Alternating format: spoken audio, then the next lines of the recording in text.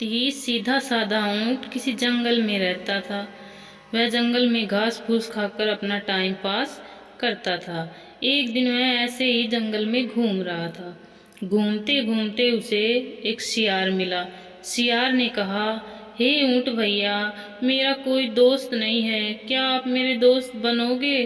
ऊंट ने कहा, ठीक है, मैं भी अकेला ही हूँ, मैं तुम्हारा दोस्त बन जाता हूँ। और उन दोनों में गहरी दोस्ती हो जाती है। दोनों जने साथ साथ घूमते हैं, साथ खाते पीते हैं और साथ में ही सो जाते हैं। ऐसे करते करते उनके अच्छे दिन चल रहे थे। एक दिन शियार के खुराफाती दिमाग में एक योजना सोची।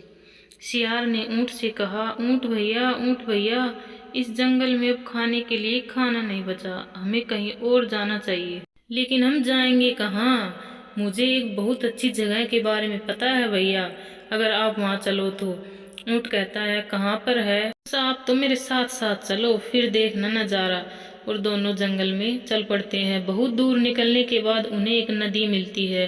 ऊँट नदी को देखकर कहता है, ये क्या है? भैया, नदी के पास एक बहुत बड़ा मक्का का खेत है, वहाँ बहुत अच्छी मक्का लगी हुई है और आप उधर चलेंगे तो हम भर पेट मक्का खाएंगे।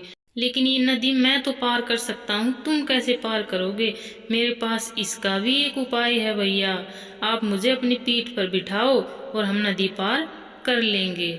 दोनों नदी पार करके मक्का के खेत में पहुंचते हैं, मक्का खाते हैं और फिर वापस आ जाते हैं।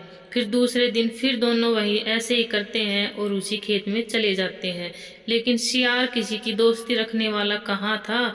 उसके खुराफाती दिमाग में एक योजना चली। वो छोटा था, उसका पेट जल्दी भर गया। वह ऊँट से कहने लगा, चलो भैया, मेरा पेट भर गया। ऊँट ने कहा, नहीं नहीं, आज तो मैं पेट भर खाऊंगा, तुम छोटे हो, तुम्हारा पेट जल्दी भर जाता है, मैं तो बड़ा जानवर हूँ, मेरा पेट भरने में टाइम लगता है।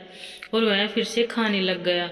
शियार खाकर बोला, ऊँट भैया, आज तो मेरे मन में है ना जोर से चिल्लाने की गुदगुदी उठ रही है। ऊँट ने कहा, तुम पागल हो गए हो क्या? खेत का मालिक आ जाएगा। लेकिन शियार ने उसकी नहीं मानी और जोर से चिल्लाने लगा। ये आवाज सुनकर खेत का मालिक दौड़ा हुआ आया। शियार तो चुपके से भाग गया, लेकिन उसने ऊँट को पकड़ लिया। उसने ऊँट को बहुत पिटा और बहुत जख्मी कर दिया।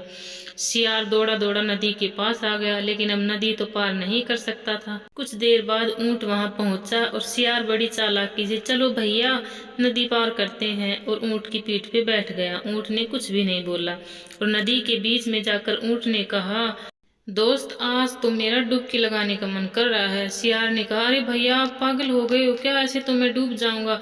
लेकिन ऊँट उसकी एक नहीं सुनता है और नदी के बीच में डुबकी लगाने लगता है और शियार डूब जाता है। शियार बहुत जख्मी हालत में होकर बाहर निकलता है। इसलिए कहते हैं, टिट फॉर टैट, जैसे को तैसा, जैसी करनी वैसी भरनी। और ऊँट को समझ में आ जाता है कि धोखेबाज दोस्तों से दूर रहना चाहिए। कहानी पसंद आई हो तो प्लीज़ सब्सक्राइब करके अवश्य जाएं।